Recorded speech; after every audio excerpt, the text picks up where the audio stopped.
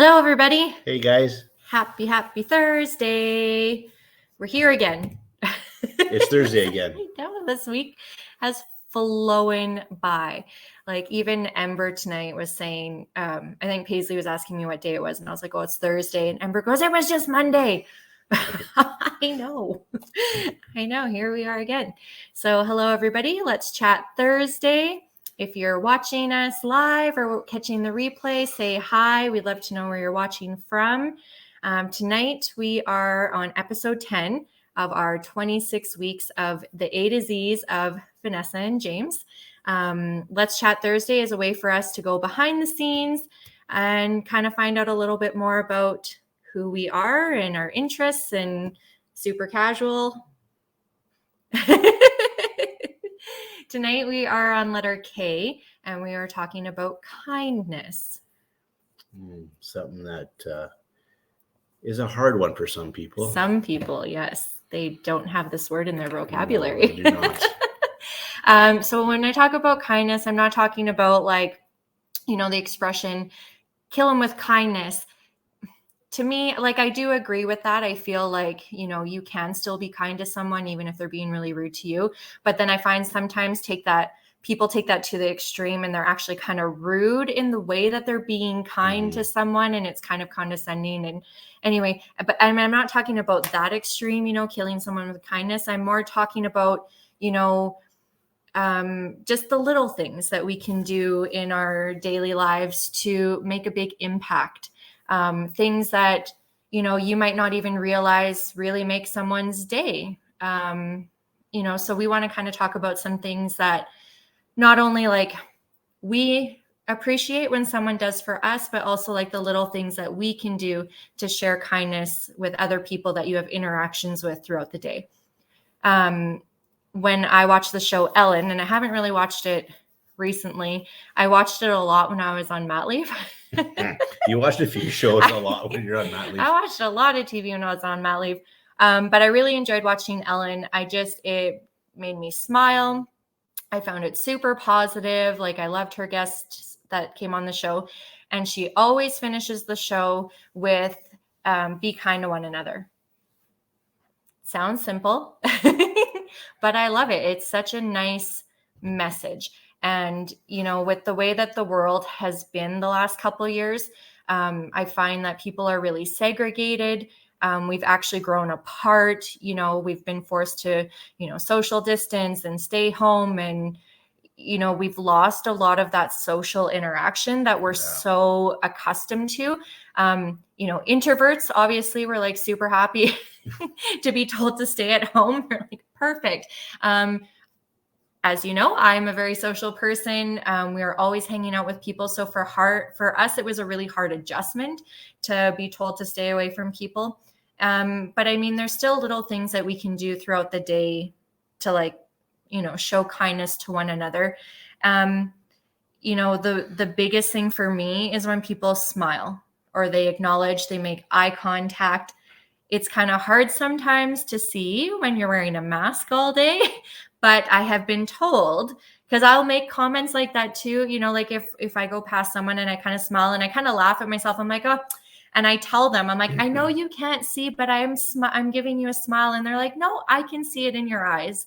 I was going to say, you can usually tell in a person's eyes. Yeah. Smile. Are they, you can tell if they're scowling at you or if they're, yeah, you can tell they're really mad at you or if they are truly smiling at you. Yeah. So, just taking that extra 2 seconds that it takes, if you pass someone in a grocery store or, just make eye contact, smile. A lot of places don't have to wear masks, but here we're still currently wearing masks, but you can even say hi to someone. And that makes a big deal. I actually caught my sister-in-law's neighbor, James's sister. I dropped some pumpkins off at her house today. And so it was early morning. I think I was there at 8 this morning, just dropped pumpkins off on the front yard, and her neighbor was leaving for work. And, head down, I said, morning. Oh, kind of looks over at me. Oh, hi. It's just so funny how people are used to not talking to one another. So I just surprise everybody and say hi. Yeah. Holding the door That's a huge one that we've gotten away from, because you don't want to touch things that other people have touched, or, you don't want to be too close to someone. I've still found ways to do it. You can, hold it with your elbow and turn away from someone, or hold your foot out to hold the door. And, people, I find that really do appreciate that. Letting traffic in when, someone's merging, instead of being not a nice person and speeding up to close the gap, back off a little bit, let someone just in. Move over is a good one. Move over if there's no one in the lane beside you. Waving, to thank. Waving's a big one for me. If I let you in, oh yeah, I expect at least give me a courtesy wave. I expect a wave. And if they don't, I just get mad. That's not very nice of them. You go out of your way to, make sure there's enough room for them to get in. And then, I'm staring at their vehicle like, where's the hand? Where's the wave? No hand. That's the last time you get in. I know. And then it makes you mad, and you're like, well, I don't want to let anybody else in. Seriously, little things like that make such a huge impact in someone's mood. Yeah. Just even if you're at a stop sign, and saying like, oh, it's okay, you can go, or, acknowledging people. I think that's a huge part of it. I think another big one is just treating people with respect. It doesn't take very much to do this. It's just being a decent human being. For some people, it's a tough one for some people. I don't know why. I don't think it's a hard concept to be nice to someone. And there's that saying, treat people how you would want to be treated. Mm-hmm. I think that's a huge one, but also recognizing that not everyone actually wants to be treated the same way that you do. I work with quite a few people. You want to be treated nice? No, I want to be treated nice, but maybe that looks differently for other people. I'm a really social person. So what I really enjoy is if someone walks by, they acknowledge me, they say, hi, hey, how are the kids? Showing that genuine interest in someone. Mm-hmm. Where, if someone's not super chatty, don't linger and talk to them forever. Just say, hi, how's it going? And then move on. What I mean? Just walk away. Yeah, maybe you have neighbors that aren't super chatty, so don't hold them up in the driveway talking. But maybe, you could, in spring, if it's nice and you're buying a hanging basket or something, pick one up and leave it on your neighbor's doorstep. Don't even need to talk to them, but you've done a random act of kindness, right? Or pumpkins. Yeah.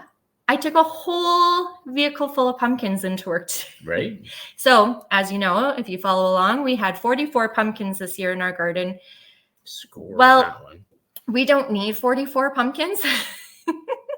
We did I didn't post pictures yet, but we did carve the pumpkins tonight with the girls, and we carved 2, and that was enough for me. So hold on here. James carved pumpkins. I just picked out pumpkin seeds and cleaned those up. That's my job. We all have our designated tasks when we do family activities. Is that considered the pink job? Maybe.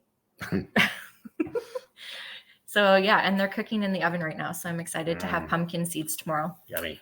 Anyway, so I took this carload of pumpkins in. So I dropped some off at my sister-in-law's house, and then I went and got a cart, and I took some in, and I walked around my department. And I said, who wants a pumpkin? And everyone was so excited, and they're like, oh, you picked these up. And I was like, no, these are from our garden. Well, then they were even more excited, because there's something about homegrown products or, baked goods that you've put the time and love and care into. People appreciate it. For Christmas, I usually will bake, 10 different way too many cookies. There's a lot of cookies. Way too many. Buy a tin at the dollar store, throw, a couple of each kind of cookie, throw a bow on it. Here, Merry Christmas. And honestly, that means more to people than if you would have gone out and spent $20 on, Bath and Body Works, or, what I mean? Something generic. It's you took the time and effort and, to show your appreciation to someone. It really, I don't know. And I guess it's because I really enjoy those things, right? So I appreciate like when I get them. Also today, one of our coworkers here in, I don't know if it's all of Canada or just Alberta. I'm actually not sure, and I meant to look that up, but it's Miracle Treat Day at Dairy Queen. And so some of the proceeds from blizzards go towards, sorry, pumpkin seeds, or the oven is, can you just go check on those things?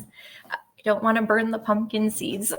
So anyway, our coworker, she went out before lunch and she brought back blizzards for everyone. So I thought that was super, super nice. Just little stuff. And even my other one coworker, she was like, "Oh, I got a pumpkin this morning and a blizzard this afternoon." Like, it was such a great day. And even just seeing other people smile, like it made me really happy. And I think that's part of the enjoyment about being kind to others, is that it's not only benefiting them because you're making their day, but when you're kind to others, like that feeds into, your soul, and then, you're more happy. So it really is win-win for everybody. Hello. Hi, you're not burnt. We're good. Oh, that's good. I made tuna sandwiches for James for lunch the other day. And so I made up an extra one and took it to my boss at work. And he just thought that was the nicest thing ever. It's like little things of appreciation. And then when he returned the container, there were chocolate bars in it, which he did not have to do. One of our coworkers today actually he made cheesecake. Oreo cheesecake. You had a blizzard. I had cheesecake. I guess I had a blizzard today. It was almost 2 inches thick of cheesecake. Oh, it was so good. Nice. But again, apparently you just have to feed people to make them happy in life. I like to work for food. Share the food. I love food.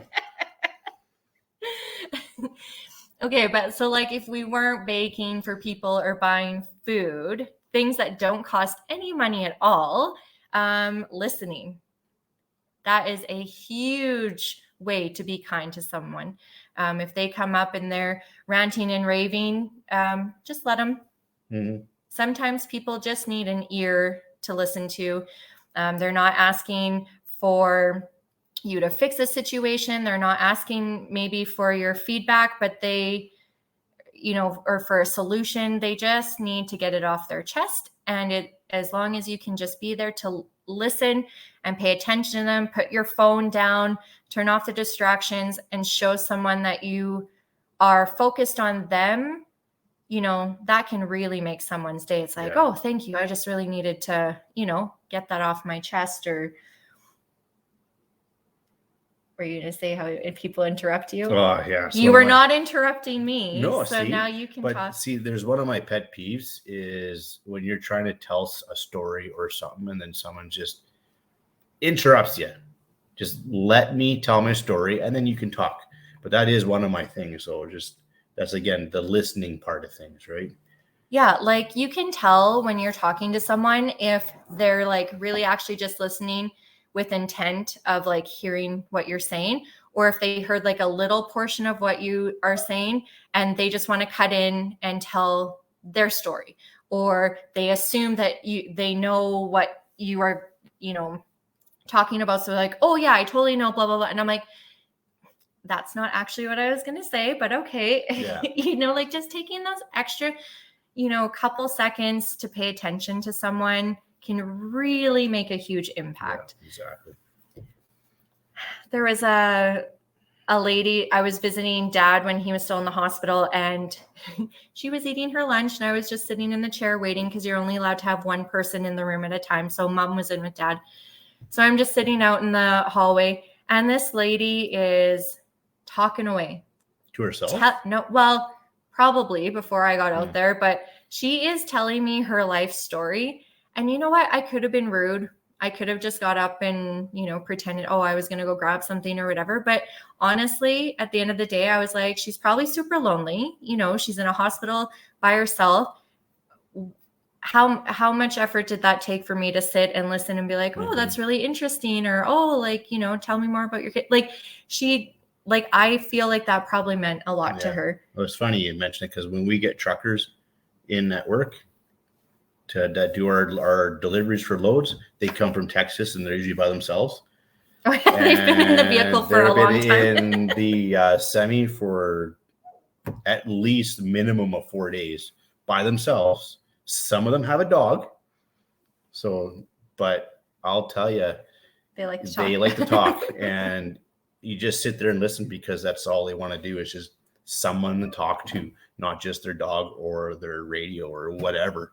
But yeah, so it's human interaction, right? Like I think you need that human interaction. Yeah, you totally need that. I think that's really important. Introvert or not, at some point you are going to need someone to listen to you or, you know, to share stories. I think that's all that we can do is just be really patient with each other. You just don't know what people have going. Hold on. Speaking of interruptions, our dog is. He sounds like Chewbacca when he wants in the house. We call him Chewy. Yeah, you never really know, you know, what's going on in someone's life, right? Especially right now, there's so many stresses and so many demands that are put on people and parents, you know, and with school, and knock on wood, we haven't moved to online schooling this year, but like there's so many things. And by you going out of your, not even going out of your way, just acknowledging someone, being kind to them, it could really maybe make their day. You know, that one little interaction can make all the difference in the world. Yeah. So say hi to us if you see us on the street.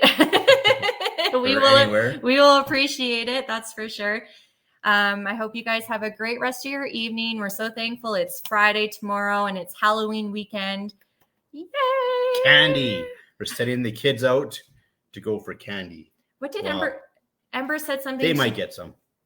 Yeah, well, hope they share. So Ember said something to me about decorating, and I was like, or why don't I have something for Halloween? And I said, well, I don't actually really like Halloween. I like to spend my money on Christmas decorations. She's like, don't you like candy? Yeah, of course I do.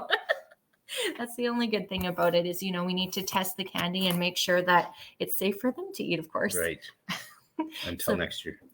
Yeah, so we're looking forward to that. We have my cousins bringing her daughters here on Saturday for pre-trick-or-treating, just so that we're not so rushed on Sunday. And then we're going to take the girls out on Sunday. Hopefully it's not too cold. I don't think it's going to be anywhere as near as nice as last year. No, I don't think so. We were spoiled last year, that's for sure. Well, that'll probably going back as to long your as cousins, there's no snow.